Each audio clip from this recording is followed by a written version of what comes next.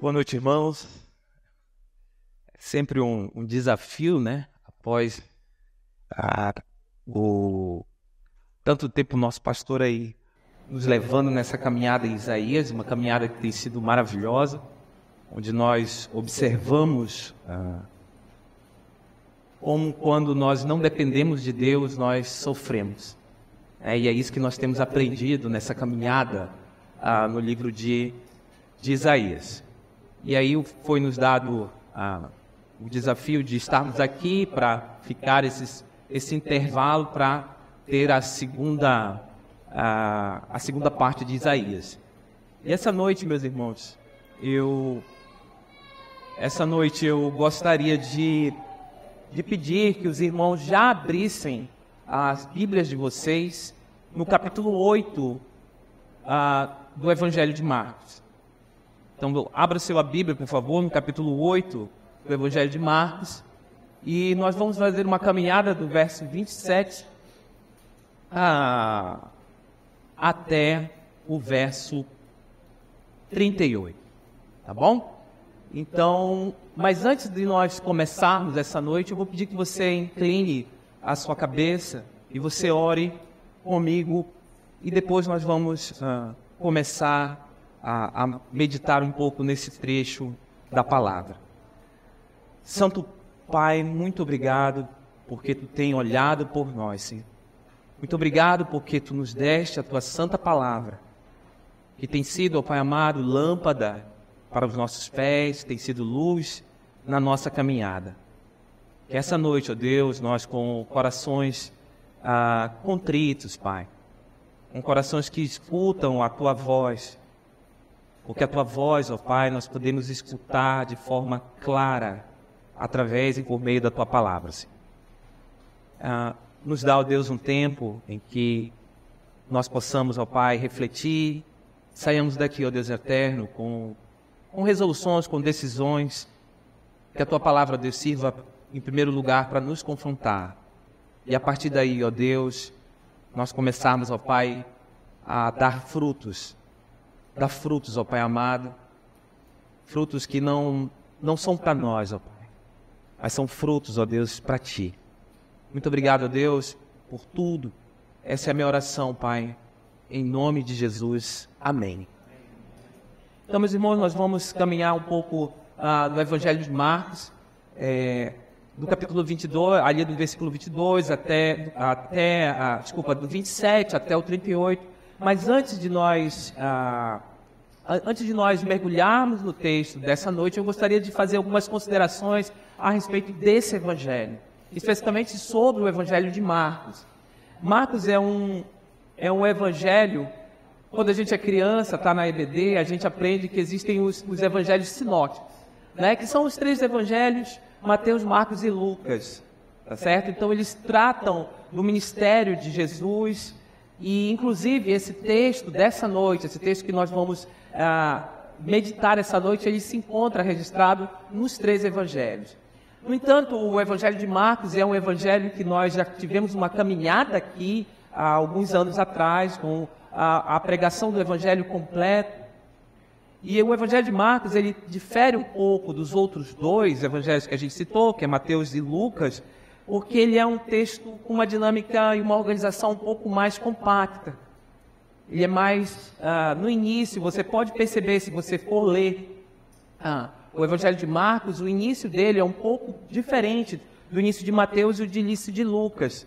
Se você observar o relato de Mateus e Lucas, ele começa normalmente com a genealogia de Jesus, a descendência de Jesus, e depois você vê o seu nascimento, você vê os reis magos, você vê a tentação de Jesus, você vê todo o início do ministério do nosso Senhor Jesus Cristo na terra. Mas quando você está no Evangelho de Marcos, você vê que ele começa com uma afirmação.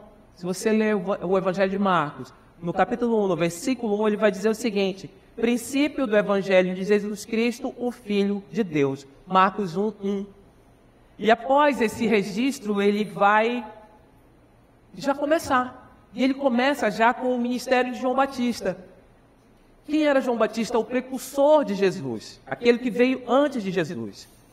E logo Em seguida, Jesus vai até João Batista e ele é batizado. E logo em seguida, ele já vai, e o evangelho vai registrando dessa forma. Ele já é levado para o deserto para ser tentado. E logo depois, ele já volta e começa a anunciar uma mensagem que era totalmente diferente da mensagem que eles escutavam ali. Ele começa a pregar: o reino de Deus está próximo, arrependam-se e creiam nas boas novas. É assim que começa o Evangelho de Marcos. E tudo isso, meus irmãos, que eu acabei de resumir rapidamente aqui, nós ainda não terminamos de ler o primeiro capítulo de Marcos. Você ainda está no início do primeiro. E ele já começa igual um filme de ação, né? Mas logo em seguida, no final do primeiro capítulo, olha só, Jesus expulsa um demônio, Jesus ensina na sinagoga, ele cura a sogra de Pedro, ele cura o leproso, e como eu falei, nós ainda não acabamos de ler o primeiro capítulo de Marcos. É o evangelho mais compacto, que tem uma dinâmica diferente. Toda essa dinâmica do Evangelho de Marcos, ela tem um porquê. E ela vai marcar a chegada do reino de Deus. Por isso que o anúncio é: o reino de Deus está próximo. É isso que Jesus começa a pregar no início. Todas as parábolas em Marcos, elas apontam para o reino de Deus. Se você for lá em Marcos capítulo 4, vão estar várias parábolas que vão apontar para o reino. Um reino que tem um rei que é justo. E isso vai se desenrolando até o capítulo 8. É quando nós chegamos no texto que nós vamos ler essa noite. Toda essa dinâmica, curas, milagres, ensino. 8 capítulos. E quando você chega no texto de hoje, exatamente no verso 27, você vai observar que haverá uma mudança. E olha o que diz o texto, acompanhe comigo aí na sua Bíblia. No capítulo 8, a partir do verso 27, nós vamos ler. Jesus e os seus discípulos dirigiam-se para os povoados nas proximidades de Cesareia de Filipe. No caminho, ele lhes perguntou: quem o povo diz que eu sou? E eles responderam: alguns dizem que é João Batista, outros Elias, e ainda outros um dos profetas. E vocês? Perguntou ele: quem vocês dizem que eu sou? Pedro respondeu: tu és o Cristo. Jesus os advertiu que não falassem a ninguém a seu respeito. Então ele começou a ensinar-lhes que era necessário que o Filho do Homem sofresse muitas coisas e fosse rejeitado pelos líderes religiosos, pelos chefes dos sacerdotes, pelos mestres da lei, fosse morto e 3 dias depois ressuscitasse. Ele falou claramente a esse respeito. Então Pedro chamou-o à parte e começou a repreendê-lo. Jesus, porém, voltou-se, olhou para os seus discípulos e repreendeu Pedro, dizendo: para trás de mim, Satanás, você não pensa nas coisas de Deus, mas nas dos homens. Então ele chamou a multidão e os seus discípulos e disse: se alguém quiser acompanhar-me, negue-se a si mesmo, tome a sua cruz e siga-me. Pois quem quiser salvar a sua vida, a perderá. Mas quem perder a sua vida por minha causa e pelo Evangelho, a salvará. Pois que adianta o homem ganhar o mundo inteiro e perder a sua alma? Ou o que o homem poderia trocar ou dar em troca de sua alma? Se alguém se envergonhar de mim e das minhas palavras, nesta geração adúltera e pecadora, o Filho do Homem se envergonhará dele quando vier na glória de seu Pai com os santos anjos. Amém. Então nós podemos ver que aqui há uma mudança na dinâmica. Nós vamos pensar que nesse ponto do capítulo 8 do Evangelho de Marcos, é como se fosse uma dobradiça. Muda o aspecto, onde o rei agora, se você for observado, o rei que anunciou que o reino estava próximo, estava chegando, ele apresenta o servo sofredor. O servo sofredor. Aqui o rei e o servo são apresentados. Meus irmãos, eu acredito que aqui há uma mudança completa na história. Muda tudo, muda tudo. E eu entendo que a grande ideia, ou a ideia central desses versículos, ela pode ser resumida na seguinte afirmação: a identidade do Messias aponta para o seu propósito e mostra as atitudes do verdadeiro discípulo. A identidade do Messias aponta para o seu propósito e mostra as atitudes do verdadeiro discípulo. E para facilitar o nosso entendimento essa noite, eu vou tentar caminhar com os irmãos e eu vou tentar dividir como se fossem 3 atos. Como se fosse uma peça de teatro em que eu tenho 3 atos. E o primeiro ato eu vou determinar que é o ato, eu vou chamar de a confissão. O segundo ato eu vou chamar de o propósito. E o terceiro ato eu vou chamar de o chamado. Porque depois desse texto, onde eu digo que é uma dobradiça, há uma mudança, a caminhada de Jesus, ela é bem rápida em direção à cruz. A cruz. A cruz. E a primeira parte nós vamos pegar do verso 27 ao verso 30. E olha só, nós vamos repetir só para, caso você esteja um pouco descuidado, a gente possa relembrar. Jesus e seus discípulos dirigiram-se para os povoados na proximidade de Cesareia de Filipe. No caminho ele lhes perguntou: quem o povo diz que eu sou? Verso 27. A primeira coisa, como eu chamei, o primeiro ato é uma confissão. No verso 27 ele pergunta: quem eles dizem que eu sou? E Pedro, ele vai apontar para a verdadeira identidade de Jesus. Olha só o verso 28. Eles responderam, alguns dizendo que és João Batista, outros Elias, e ainda outros um profeta. E aí Jesus vira para os discípulos e pergunta: e vocês? Pergunta a ele: quem vocês dizem que eu sou? E Pedro responde: tu és o Cristo. E aí Jesus pede silêncio: olha, não falem isso para ninguém. O contexto aqui é um contexto em que Jesus acabara de fazer um milagre. Se os irmãos depois puderem voltar, com certeza durante a semana vocês podem ler. Do verso 22 ao verso 26, ele cura um cego em 2 etapas. Nós não vamos nos deter ali. Mas após essa cura, que é uma cura que tem uma motivação, ele começa uma caminhada com os seus discípulos. E ele vai para onde? Aqui a geografia é exposicionada. Ele diz onde Jesus está, diz assim: olha, eles estavam a caminho da onde? De Cesareia de Filipe. Cesareia de Filipe era uma cidade que ficava mais ao norte lá. Ficava mais distante de Jerusalém. E eles começaram essa caminhada. E quando eles caminhavam, estavam caminhando, ele pergunta para os seus discípulos, de forma direta: quem o povo diz que eu sou? E os discípulos respondem: olha, o povo diz que tu és João Batista. Ah, mas tem outros que dizem que tu és Elias. Senhor, tem outros que dizem que tu és um profeta. Essa não é a primeira vez que essas afirmações são feitas no livro de Marcos. Se você voltar um pouco e for lá no capítulo 6, verso 14 ao 15, essas mesmas afirmações aparecem. Essas mesmas afirmações aparecem.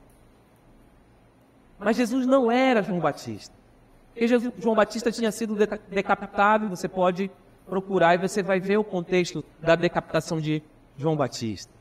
Jesus também não era Elias, que foi um grande profeta do Antigo Testamento. Mas Jesus não era Elias. Jesus também não era um profeta qualquer. E talvez esse apontamento para Elias seja alguma confusão com a profecia que há em Malaquias 4, de 5 a 6, que anuncia o Elias. Mas também não se encaixa. Na verdade, aquelas pessoas elas não sabiam quem era Jesus. Elas não tinham a mínima ideia de quem era Jesus. João Batista? Elias? O profeta? E essa é uma pergunta que é feita também nos nossos dias. Quem é Jesus? E se você observar e perguntar hoje quem é Jesus, você vai ter e vai ouvir das mais variadas respostas. E quase todas são respostas erradas. Elas não tratam do Jesus das Escrituras. Pode perguntar. Alguns acham que Jesus era um revolucionário. Alguns acham que ele era um filósofo. Alguns acham que ele, inclusive, nem veio, nem existiu ainda. Se você perguntar para várias pessoas, seja de qualquer ideologia, filosofia, sistema econômico, cada um vai ter uma resposta. Quem é Jesus? Quem é o Jesus que as Escrituras revelam? E nesse momento, Jesus tira o foco do povo, porque ele pergunta, quem o povo diz que eu sou? E ele coloca agora em cima dos seus discípulos o holofote. Ele diz e repete a pergunta. Caminhando, ele pergunta, e vocês? Ele vira para eles e diz, e vocês? Quem vocês dizem que eu sou? E o versículo responde, ele diz, Pedro respondeu, tu és o Cristo. Jesus pergunta, e Pedro responde de forma exata, tu és o Cristo. Bem aqui é o divisor. Bem aqui o Evangelho de Marcos mostra a divisão. Ele anuncia quem Jesus é. Há um texto paralelo, que é o texto de Mateus, como eu falei lá no início, lembram? Os 3 evangelhos tratam do mesmo assunto. E esse texto aparece lá em Mateus 16:16. E ele lá em 16:16 do Evangelho de Mateus, ele diz o seguinte, Simão Pedro respondeu, tu és o Cristo, o Filho do Deus vivo. O Filho do Deus vivo. Cristo, em grego, é um título, que quer dizer Messias em hebraico, que significa ungido. Naquele exato momento, Pedro confessa quem Jesus é. Ele é o Cristo, ele é ungido, ele é o Filho do Deus vivo. Jesus é o Cristo de Deus. Jesus, ele é o Messias de Deus. Jesus, ele é o ungido de Deus. E para esses homens, isso aqui tinha um significado muito grande. O texto de Mateus, ele nos ajuda a entender melhor essa confissão. E olha só o que o texto de Mateus diz logo em seguida. Pedro responde e Jesus depois fala.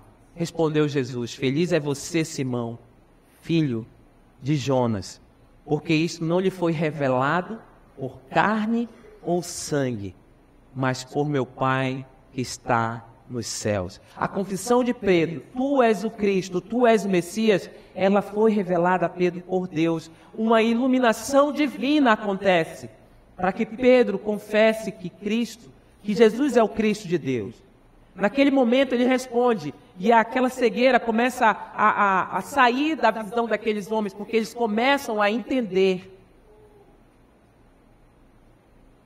quem é Jesus. Porque se você acompanhar o Evangelho de Marcos um pouquinho, várias vezes eles perguntam, quem é este? Quem é este? Quem é este? Ainda que Jesus operasse maravilhas, eles não sabiam até esse momento quem ele era. A confissão de Pedro, ela marca um ponto fundamental. O rei ungido de Deus estava ali. O Messias de Deus estava ali. Assim, meus irmãos, se nós não sabemos quem Jesus verdadeiramente é, nós estamos fadados a viver como aquele povo, tendo uma visão equivocada de Jesus, crendo ser Ele tudo, menos o Cristo de Deus, menos o ungido de Deus, menos o Messias. Esse discernimento, meus irmãos, de quem é Jesus, só é dado por Deus. É por isso que Jesus afirma, você é feliz, Pedro. Você é feliz porque quem te deu essa iluminação, que te mostrou quem eu sou, foi o meu Pai, foi Deus. E meus irmãos, nessa noite, se você não conhece quem é o Cristo verdadeiro, eu convido você a conhecê-lo melhor. Se você não sabe quem é Jesus das Escrituras, eu afirmo, Ele é o Filho do Deus vivo. E a pergunta que fica é, você consegue fazer essa afirmação também? Jesus é o Filho do Deus vivo para você? E agora que a identidade de Jesus foi revelada, Ele é o Cristo, Ele é o Messias prometido, tanto que Ele diz que Ele não é o Cristo. Olha o verso 30. Jesus os advertiu que não falassem a ninguém a seu respeito. Por quê? Porque aquelas pessoas, elas não esperavam esse Jesus que vai se apresentar agora. Elas não esperavam o que Jesus tem para dizer agora. Então ele diz, olha, não digam para ninguém que eu sou o Cristo, o Filho do Deus vivo. Silenciem. Silenciem. Porque aquelas pessoas, elas não entendiam quem era Jesus e quem ele ia se mostrar, como nós vamos ver no segundo ato dessa noite. Sabe por quê? Porque muita gente anda com Jesus, mas não sabe quem ele é. E saber quem Jesus é verdadeiramente vai fazer toda a diferença na sua vida. Na sua vida. Essas pessoas, esses homens que estavam andando com Jesus ali, eles se perguntavam, quem é este? Quem é este? E agora eles descobrem quem Jesus é. E o texto avança. E agora nós vamos para o segundo ato. E o segundo ato nós vamos olhar que é do verso 31 ao verso 33. E nós vamos pensar no segundo ato da seguinte forma. Saber o propósito de Jesus, o servo sofredor, aponta para o verdadeiro discipulado. Segundo ato, o sofrimento. Primeiro ato, a confissão. Continuando, nós vamos aprender em segundo lugar que Jesus começa a mostrar aos seus discípulos quem ele é. E principalmente, pelo que ele deveria passar. No verso 31, observe na sua Bíblia comigo, Jesus afirma. Então ele começou a ensinar-lhes que era necessário que o Filho do Homem sofresse muitas coisas e fosse rejeitado pelos líderes religiosos, pelos chefes dos sacerdotes, pelos mestres da lei, fosse morto e 3 dias depois ressuscitar. Salta aos nossos olhos 3 palavrinhas aí. Era necessário que o Filho do Homem 4, sofresse. 2, fosse rejeitado. 3, fosse morto. 4, ressuscitasse. Aqui é um imperativo. Aqui há um imperativo. É necessário que o Filho do Homem sofresse muitas coisas. E uma pergunta que pode surgir aos nossos corações é: por que era necessário Jesus sofrer tantas coisas? Por que Jesus precisava ser rejeitado? Por que Jesus precisava morrer? Como assim? Um ungido, um rei que morre. Como assim? A gente não esperava esse Messias. A gente não esperava esse ungido. Inclusive, os discípulos, eles não esperavam esse libertador, ou esse tipo de libertador. Mas o que nós podemos observar no texto é que Jesus não fala de si como Messias, mas ele fala de si como Filho do Homem. Observaram? Então ele começou a ensinar que era necessário que o Filho do Homem sofresse. Aqui, para aqueles homens daquela época, tem um estalo. Essa designação de Filho do Homem, ela aparece no Evangelho de Marcos aproximadamente 14 vezes. E sabe por que esse detalhe é um detalhe importante, meus irmãos? Porque esse detalhe, aqueles homens observam e remete lá para Daniel 7, 13 e 14. Esse é um bom texto para que você, durante a semana, anote aí, vá lá e dê uma pincelada. Daniel 7, 13 e 14.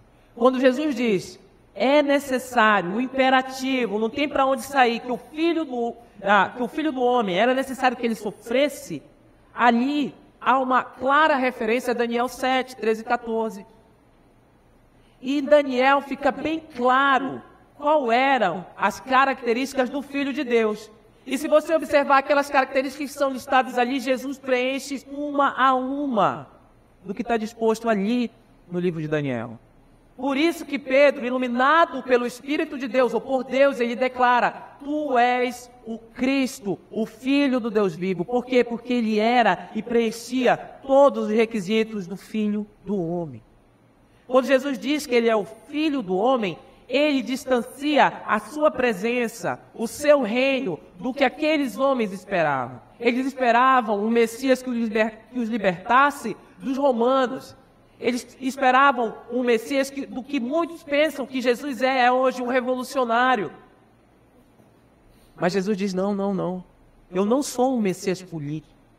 Eu não sou alguém que vai libertar vocês do romano. O que eu tenho para vocês é muito melhor. É muito melhor. Jesus é o rei, mas ele é o rei que sofre. Ele é o rei que é rejeitado. Ele é o rei que morre. Ele é o rei que se faz servo. E um servo que sofre. Ele é um rei que vem ensinar a nós, os seus discípulos, que para segui-lo, para seguir, se você quer seguir a Jesus, se prepare, você vai passar por sofrimento. Você vai passar por sofrimento. Porque esse é o propósito do nosso rei aqui. E esse propósito aponta para o verdadeiro discipulado, para o verdadeiro caminho. Se você quer seguir a Jesus, você vai sofrer. E nesse momento, no verso 30 com o verso 31, ele vai fazer, a primeira vez ele vai predizer, ou ele faz uma predição da sua paixão, da sua crucificação. Olha o verso 31. É claro aqui, é necessário que ele fosse morto. É a paixão de Cristo. É o que ele vai passar. Ele está dizendo: não tem saída. Eu sou Cristo, eu sou o servo sofredor, eu sou o rei, eu vou sofrer. E no livro de Marcos, meus irmãos, essa é a primeira vez que aparece, mas há outros 2 registros também da paixão de Cristo. Se você avançar um pouco, no capítulo 9, no verso 31, ele vai falar também. No capítulo 10, do 33 ao 34, ele vai tratar também. Por quê, meus irmãos? Porque é necessário. Esse é um imperativo divino, é uma ordem divina. E essa ideia, meus irmãos, de sofrimento, servo sofredor, se você volta para o Salmo 22, está registrado lá. E é no Salmo 22, que quando ele está na cruz, que ele clama, quando ele está em sofrimento. O Salmo 69 também fala sobre o sofrimento de Jesus. Sabe quem fala também? O profeta Zacarias, no capítulo 12, no verso 10. Lá no Antigo Testamento, já sinalizava que era necessário que o Filho do Homem sofresse muitas coisas. Era necessário que o Filho do Homem fosse rejeitado.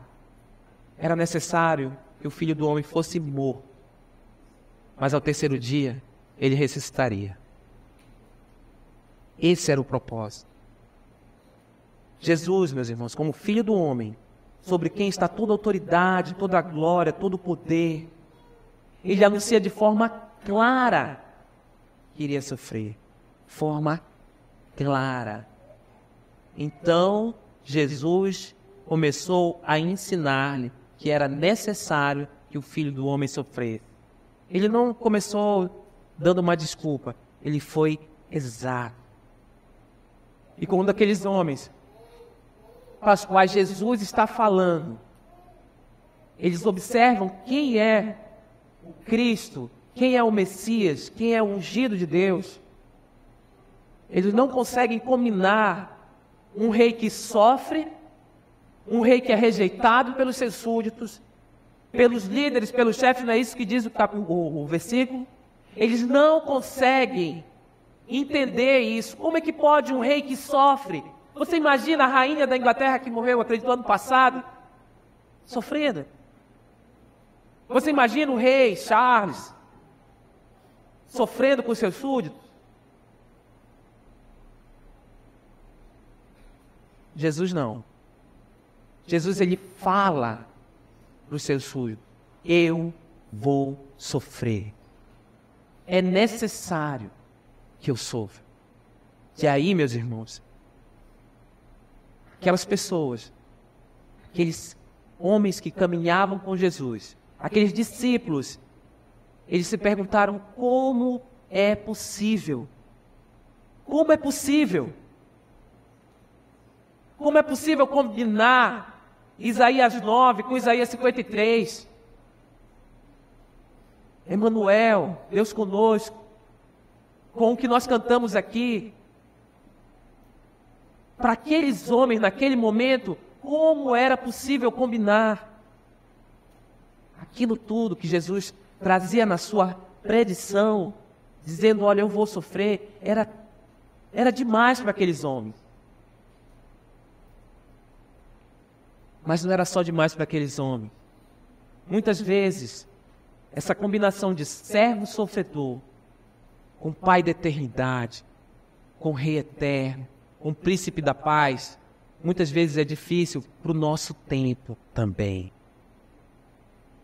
Ele se torna muitas vezes difícil combinar Isaías 9 com Isaías 53.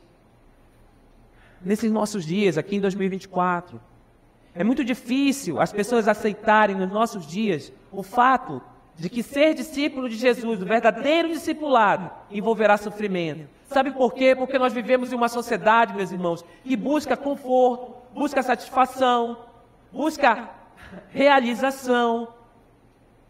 Como é que você anuncia para uma sociedade que está encharcada por tudo isso? Como é que você combina uma cruz? Como é que você combina sofrimento? A Bíblia afirma que para o mundo a cruz é um escândalo. A cruz é loucura. Para Jesus, a cruz era o propósito. Era necessário. Para muitos a cruz é incongruente, é inaceitável. Para Jesus ele fala de forma aberta.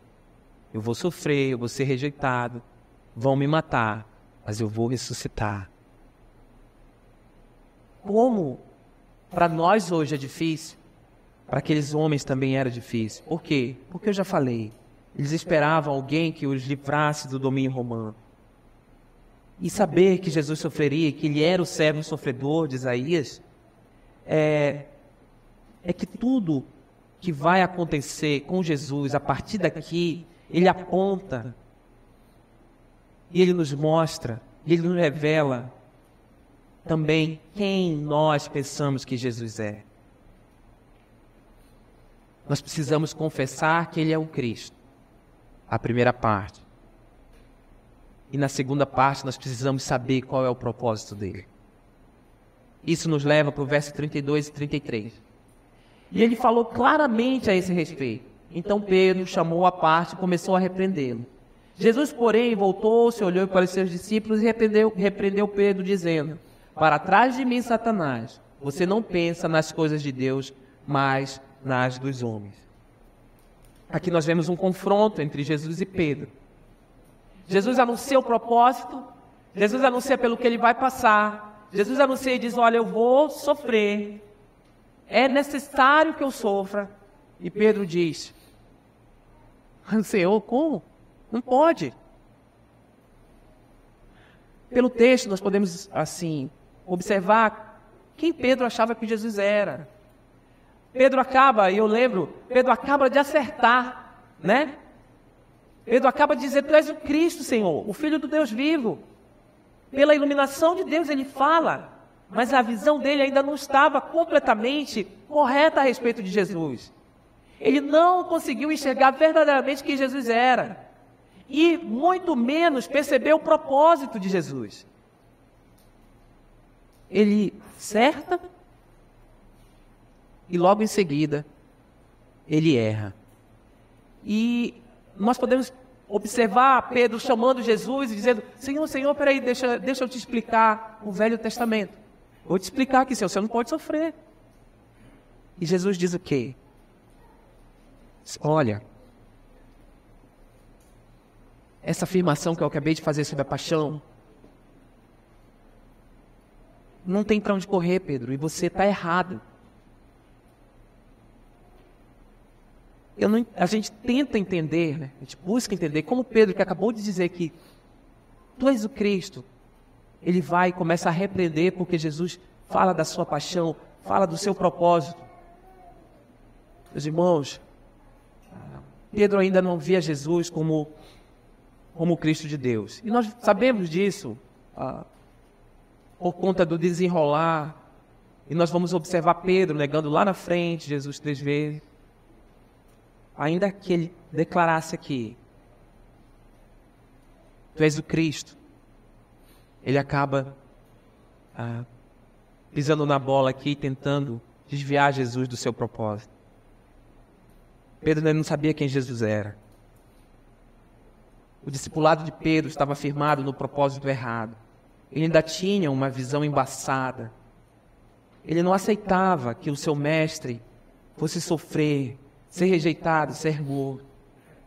Pedro parece que não escutou a última parte do que Jesus falou de forma clara, que ele ia ressuscitar. Pedro desconsiderava esses fatos. Pedro ainda tem uma visão errada. Ele acredita que Jesus veio para libertá-los dos romanos e não era essa a missão. A missão de Jesus era outra. E quando Pedro faz essa afirmação, Jesus logo em seguida no verso 33 diz por quê para ele? Para trás de mim, Satanás, você não pensa nas coisas de Deus, mas nas dos homens. Fica claro aqui que Pedro não tem possessão demoníaca, não tem nada a ver com isso. Não é uma atitude de Satanás, não tem relação com isso. Mas a atitude de repreender Jesus, tentando tirar Jesus do seu propósito, causa a repreensão clara de Jesus Cristo, do Cristo de Deus. Pedro tinha sido o aluno número 1 da classe, ele falou, tu és o Cristo, e logo em seguida ele tenta o repreender. Ele não tinha entendido quem Jesus era e qual era o seu propósito. Ele fez um gol de placa, e logo em seguida ele deu uma canelada. Não é verdade? Tu és o Cristo. E logo em seguida, ele vai tentar repreender e ensinar Jesus Cristo. E Jesus disse, para trás de mim.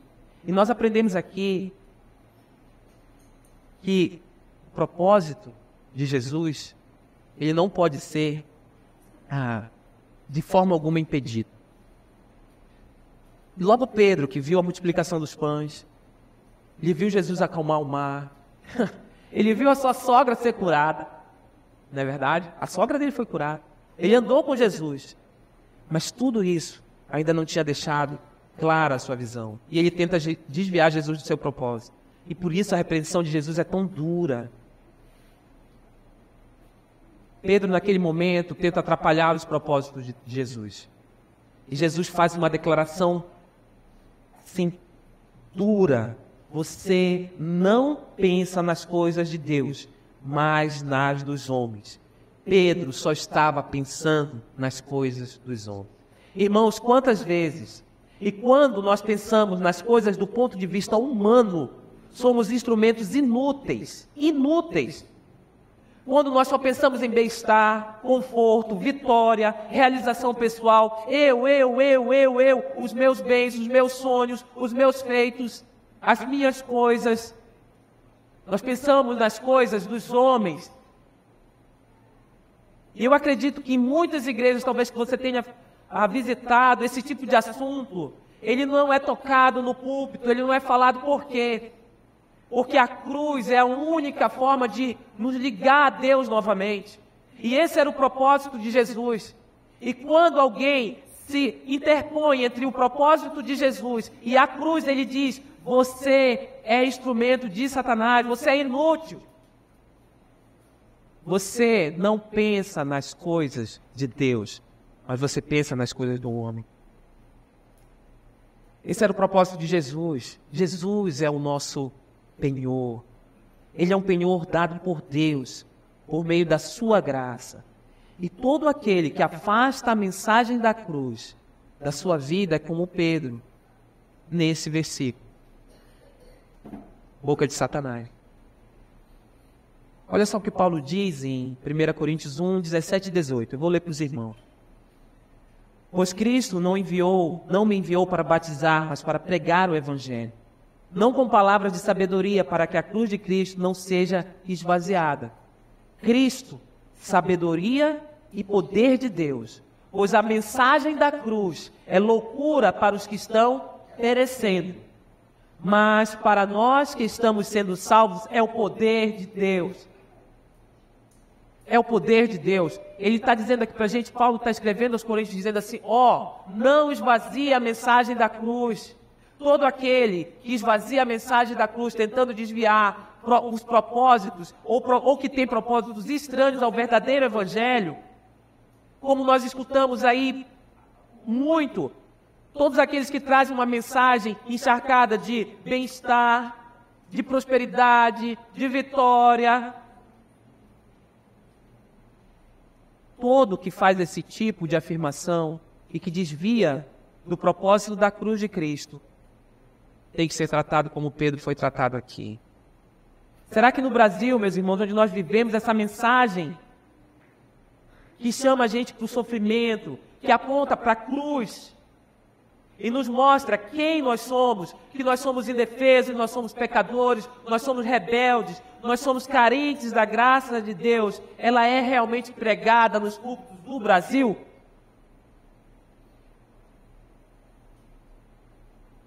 Um excelente conselho dado por Paulo também para nós, na carta dele aos Colossenses, capítulo 3, versículo 2. Olha o que Paulo diz para a gente. Mantenham o pensamento nas coisas do alto e não nas coisas terrenas. Saber o propósito de Jesus, o servo sofredor, aponta para o verdadeiro discipulado, e isso faz toda a diferença, e isso faz todo o sentido. Quando você sabe, primeiro, quem Cristo é, segundo, qual foi o propósito dele, você começa a entender o verdadeiro discipulado. Que não sigamos um Jesus segundo os nossos interesses. Que nós venhamos a seguir um Jesus que é rei, mas que é servo também. Meus irmãos, essa iluminação, ela é obra divina. Ela é obra divina. Cada homem, cada mulher, cada criança que se aproxima verdadeiramente de Jesus é por obra divina. É só Deus que pode ressuscitar mortos. Só Deus. Nós partimos para o nosso terceiro ato, o chamado. A confissão, o propósito e o chamado. O terceiro ato vai do verso 34 ao verso 38 e ele traz o seguinte título: o papel de Jesus como Messias sofredor mostra o caminho para o verdadeiro discipulado. Finalmente, chegamos à última sessão. Verso 34 afirma o seguinte: então ele chamou a multidão e os discípulos e disse: se alguém quiser acompanhar-me, negue-se a si mesmo. Tome a sua cruz e siga-me. Tome a sua cruz e siga-me. Pense um pouco nesse versículo como um contrato. Você assinaria um contrato com essas cláusulas? Jesus acaba de predizer a sua paixão, ele acaba de predizer o que ele vai, pelo que ele vai passar. Ele está lá em cima, como eu falei, no norte, em Cesareia de Filipe, ele vai começar uma descida pelo lado direito aqui, e ele vai para Jerusalém para passar por tudo que vai acontecer a partir do desenrolar dos próximos capítulos de Marcos. Mas bem aqui, ele para diante daquelas pessoas e diz assim: olha, se você quiser me seguir, se você quiser me acompanhar, você precisa negar-se a si mesmo, tomar a sua cruz e vir comigo. Isso é um contrato. Você teria coragem de chegar num cartório e assinar um contrato com essas cláusulas? E após essa assinatura, não há mais distrato. Não há mais distrato. O chamado aqui é muito claro. O chamado aqui para negar-se a si mesmo, tomar a sua cruz e seguir a Jesus. Esse é o caminho que Jesus ensina para cada homem, cada mulher, cada criança essa noite aqui. O caminho de Jesus também é o mesmo caminho dos discípulos de Jesus. Meus irmãos, as condições aqui são claras e irrevogáveis. Irrevogáveis. Uma negação total de si. Um tomar diário da sua cruz. E seguir a Jesus.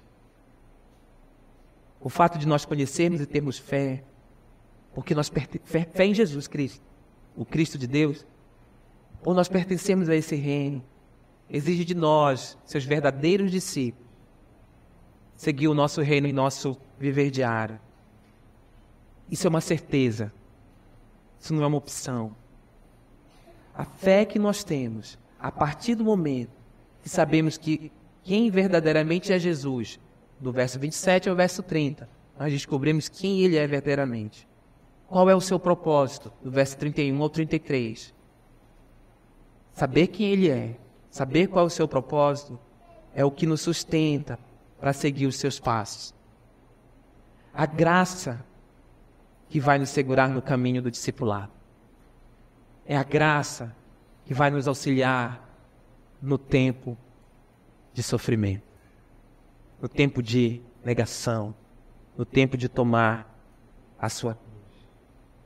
E aqui, meus irmãos, fica claro que não é um chamado para nós deixarmos de fazer o que nós gostamos, ou para você parar de comer alguma coisa, ou para talvez você parar de vestir uma roupa, sei lá, você, é vegano, Não é isso. Aqui não tá, Jesus não está chamando para você.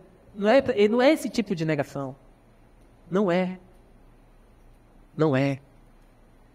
Mas é uma negação que deixa o controle da sua vida. É declarar que agora quem controla a nossa agenda é Jesus, o nosso Messias. Não há opção. Não há opção. É um contrato sem distrato. As cláusulas estão aí. E não há opção. Paulo nos ajuda, nos incentiva.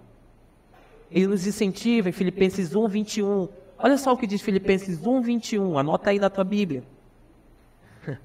O que para mim viver é Cristo e o morrer é lucro. Para mim o viver é Cristo e o morrer é lucro. Ele nos chama para nós negarmos a nós mesmos, negarmos o controle da nossa vida. Tem uma paráfrase, que é uma paráfrase que se chama A Mensagem. E é uma paráfrase de um autor chamado Eugene Peterson, né? É um estudioso. E nesses versos do capítulo de Marcos 8 aqui, quando chega nesse verso especificamente, ele olha só o que diz a paráfrase, eu achei interessante quando eu estava lendo, porque olha só como ele traz esse texto. Quem quiser seguir-me tem que aceitar a minha liderança. Quem está na garupa não pega na rédea. Eu estou no comando. A sua vida precisa estar com Jesus no comando. É Ele que está na rédea, porque Ele é o Rei. A negação aqui é justamente a negação ao controle. O verdadeiro discipulado, ele exige a negação do nosso controle e a nossa rendição total ao nosso Rei. Mas o verdadeiro caminho do discipulado de Jesus mostra aos seus discípulos também que, além de se negar a si mesmo, há uma cruz. E aqui a cruz, ela precisa ser relembrada. Ela precisa ser relembrada porque a cruz, ela era um instrumento de punição romana. A cruz, meus irmãos, para aqueles homens, para aquele tempo, era um instrumento de terror romano. A cruz envolvia uma punição somente para criminosos. Quando Jesus é posto na cruz e é morto naquela cruz, é como se ele fosse um criminoso. Era vergonha. A cruz envolvia uma morte dolorosa, demorada e pública. E ele nos convida justamente a termos uma cruz, a carregarmos a nossa cruz, a deixarmos, a negarmos a nós mesmos e a caminharmos com Ele carregando a nossa cruz. Lucas reforça no capítulo 9, 23 essa ideia. O caminho do verdadeiro cristão e o chamado dele advém do chamado do seu mestre, do seu rei, para seguir Jesus, você precisa observar essas condições que estão aqui nesse contrato.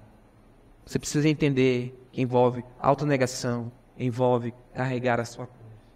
E eu gostaria que a gente parasse um pouco aqui e refletisse e pensasse aqui. Desse dia exato em que houve esse diálogo aqui, o ensinamento de Jesus até hoje, 19 de maio de 2024, a palavra de Deus mudou? Não, ela continua a mesma.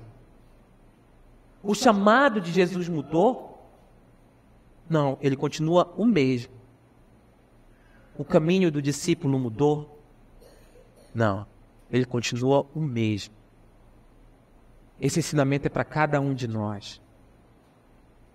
É por isso que muitos têm afastado esse tipo de mensagem dos púlpitos. E afastar esse tipo de mensagem é uma desgraça, meus irmãos. Porque não há discipulado sem negar-se a si mesmo e tomar a sua cruz. E tudo que se acrescenta a isso é engano, é mentira. Se você foi a algum lugar e escutou isso, é mentira. Porque as cláusulas não mudaram.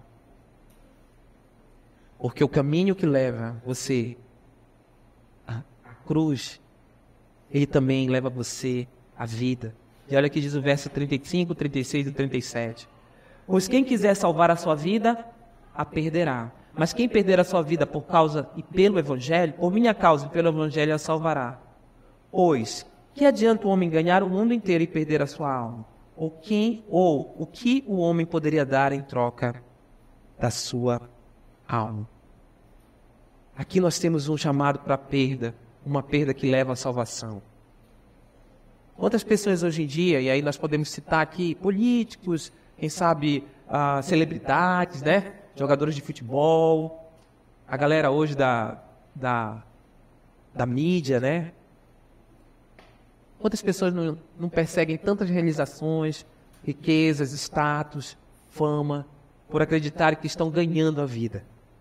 Mas o cristão verdadeiro vai perder sua vida, vai gastar sua vida por causa de Jesus e por causa da proclamação do Evangelho. Mas essa perda, ela traz um maior ganho. Meus irmãos, perseguir ganhos nesse mundo é agir como o homem insensato de Lucas 12.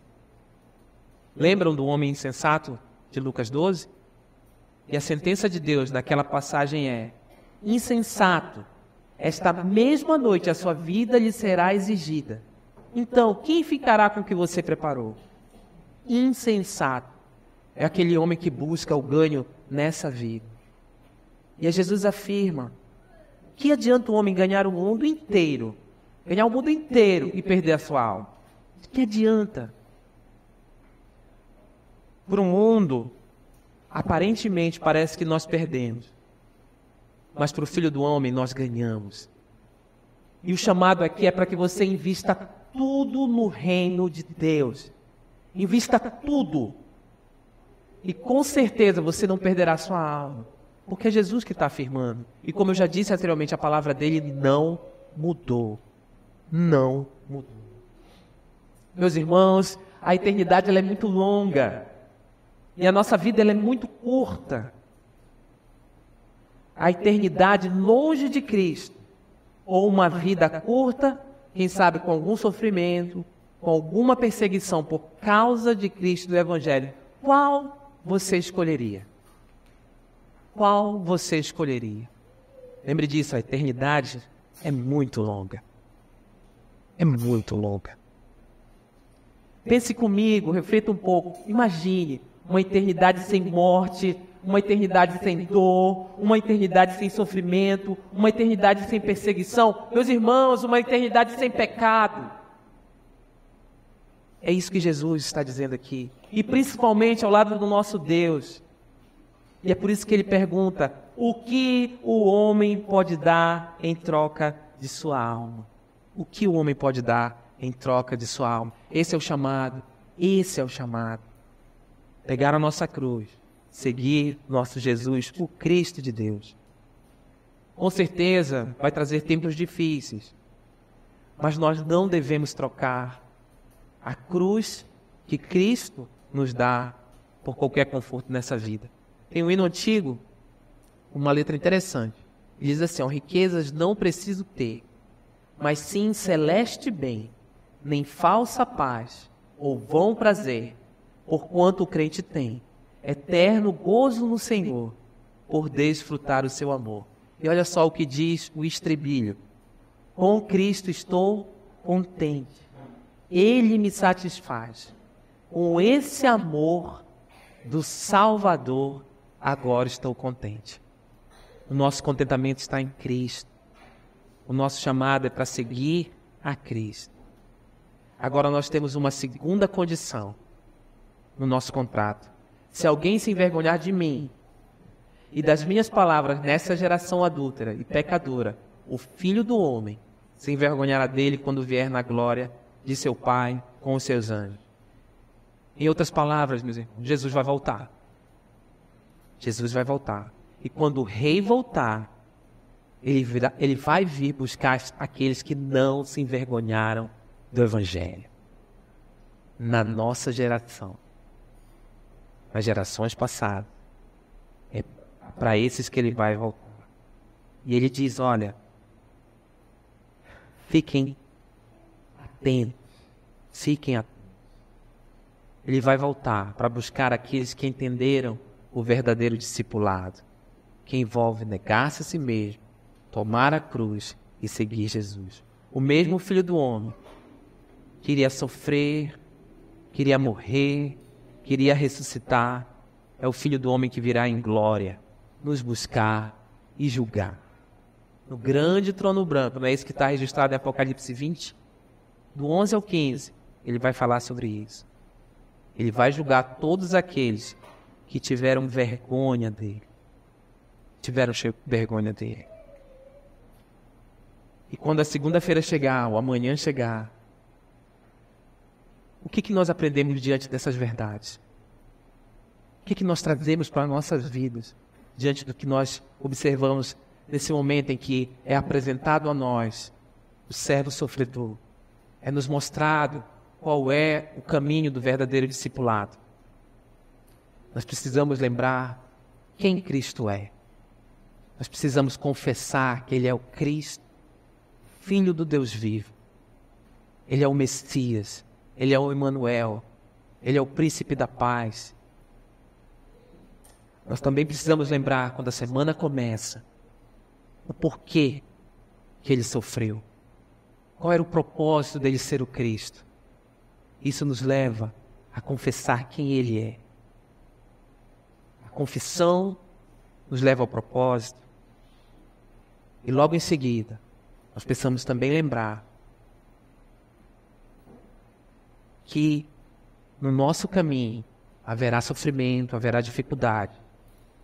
Mas esse sofrimento de agora não pode ser comparado à vida que nós teremos ao lado dele. Nós precisamos sair daqui sabendo quem é Jesus. E não só sabendo quem Ele é, mas confessando que Ele é o Cristo, o Filho do Deus vivo. Esse Cristo que nos chama para segui-lo, mesmo em meio ao sofrimento. Mas Ele nos promete salvação eterna, ao lado de um Rei, que se fez servo para que nós pudéssemos reinar com Ele na eternidade. E eu tenho certeza, eu creio nisso, que nós vamos cantar com Ele a canção do Apocalipse. Digno é o Cordeiro que foi morto. Santo, santo, Ele é. Amém? Vamos orar. Senhor, muito obrigado, ó Deus, pela Tua palavra. Muito obrigado, ó Deus, por quem Tu és em Jesus Cristo.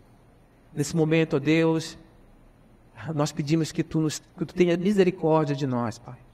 Que Tu nos ajude, Senhor, naqueles tempos em que nós passarmos por sofrimento, que nós passarmos por dificuldade, que Tu nos ajude, ó Deus, a carregar a nossa cruz, porque Tu não nos deixa abandonados, nós temos o Teu Santo Espírito. Que nós possamos, ó Deus, diante da dificuldade, da perseguição, de qualquer coisa que aconteça conosco, que nós não venhamos, ó Pai amado, a nos envergonhar de Ti e do Teu Santo Evangelho. Mas nos dá força, Senhor, nos dá força, Pai, para reafirmar dia após dia que Tu és o Cristo, o Filho do Deus vivo, que só em Ti, Senhor, há a verdade. Nos ajuda, Deus, a sermos uma comunidade que proclama o Teu Santo Evangelho.